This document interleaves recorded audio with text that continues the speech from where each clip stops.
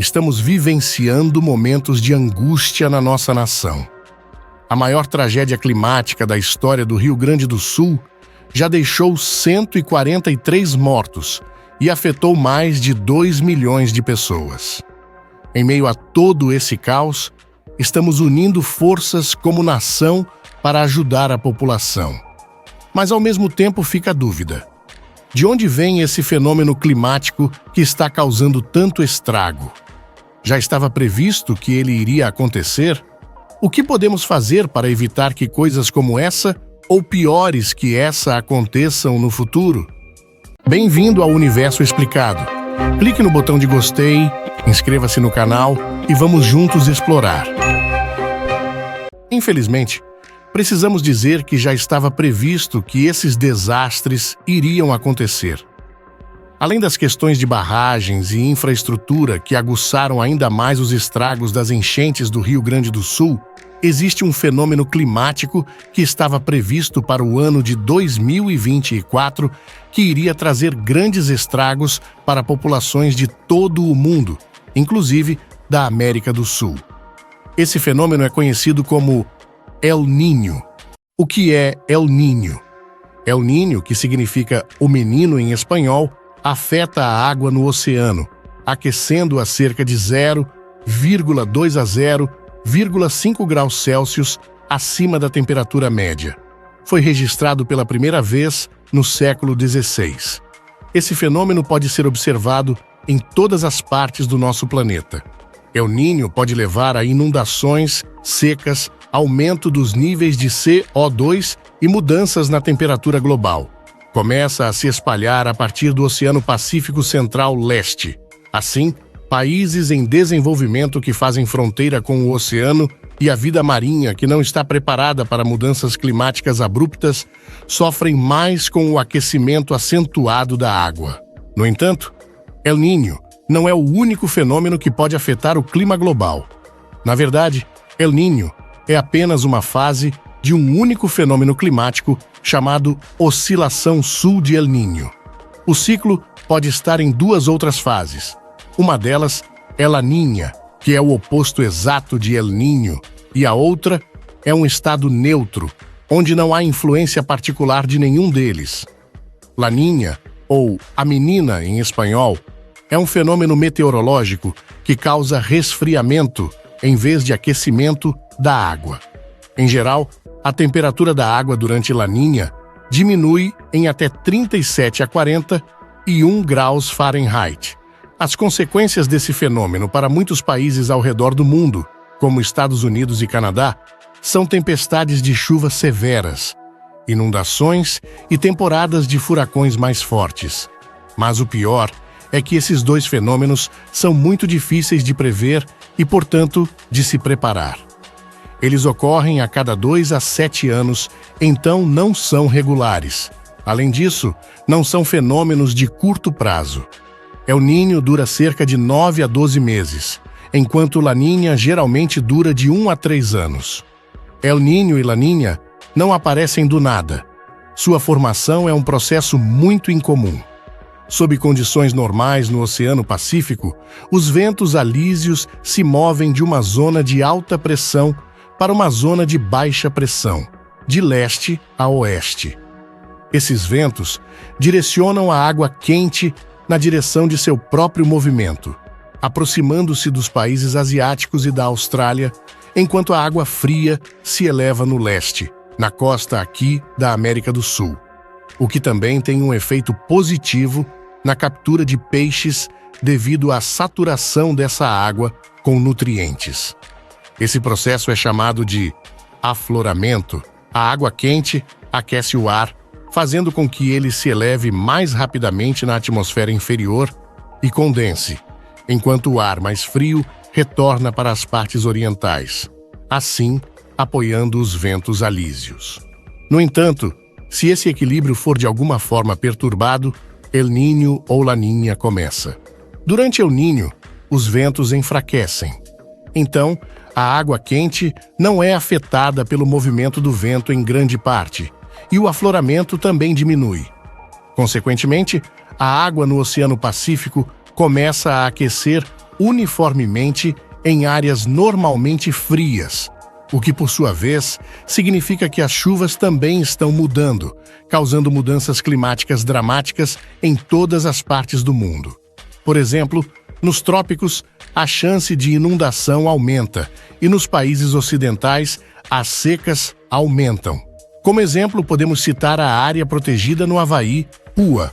Em condições típicas, a precipitação média lá é de cerca de 2,7 polegadas em janeiro, mas, sob condições de El Niño em 2010, apenas 0,4 polegadas caíram lá. No entanto, ao longo do tempo, um lugar de Enso pode mudar para outro, como Laninha.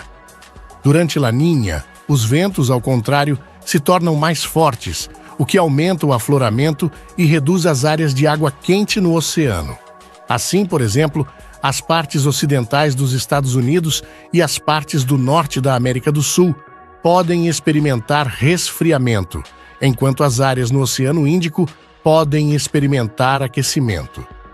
Consequentemente, as regiões que fazem fronteira com os oceanos Pacífico sofrem mais com esses fenômenos. Aproximadamente de 30 a 60 milhões de pessoas morreram devido a secas severas e inundações na Índia, China e aqui no Brasil no século XIX. No século XX, foram registrados 26 casos de El Niño que afetaram seriamente a colheita dos países ocidentais e, além disso, a população de várias espécies animais, incluindo leões marinhos. Assim, as principais vítimas de El Niño são países sul-americanos como Peru e Equador. A maior parte da economia desses países depende da exportação de peixes e fertilizantes. No entanto, devido a El Niño, o afloramento diminui, o que leva a mortes maciças de peixes e aumento da precipitação, o que resulta no desaparecimento das colheitas e dos fertilizantes e danos à infraestrutura civil.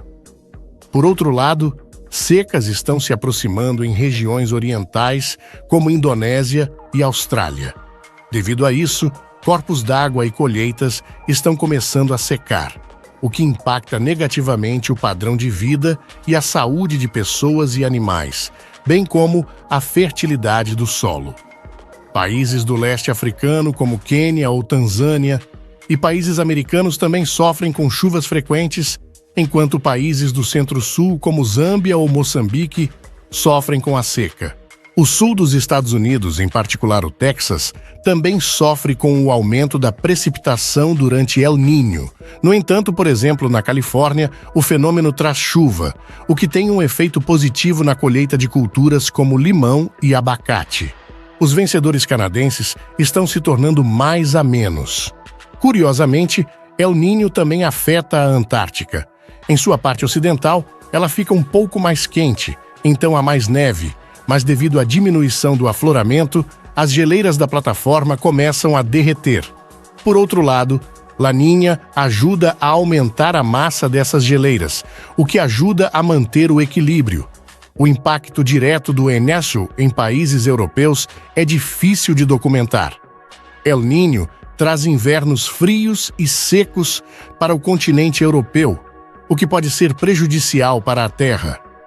Por exemplo, no século XVIII, El Niño afetou muito a colheita dos países europeus, o que também provavelmente foi uma das razões para o surgimento da Revolução Francesa em 1789. Já no século XIX, esse fenômeno causou cerca de 3 graves fomes em vários países asiáticos e europeus. Assim, El Niño e Laninha são fenômenos bastante perigosos para o nosso mundo. A última vez que El Niño e Laninha foram observados foi em 2015 e 2016, quase 7 anos atrás. 2016 foi o ano mais quente já registrado. Foi o mais severo de todos os episódios de El Niño dos últimos 50 anos, o que levou à fome de mais de 60 milhões de pessoas. Em 2015, as águas equatoriais estavam mais quentes do que o normal durante todo o ano. A parte central do oceano aqueceu quase 37,4 graus Fahrenheit em seu pico em novembro, e o aumento geral da temperatura foi de 35 graus Fahrenheit, o que provavelmente é um valor recorde desde 1860. O impacto de El Niño em todos os continentes. Todos os continentes foram afetados por El Niño direta ou indiretamente. Por exemplo, a Austrália experimentou secas severas, especialmente em suas partes orientais e do norte, resultando em um início precoce da temporada de incêndios no continente, com um total de 125 incêndios.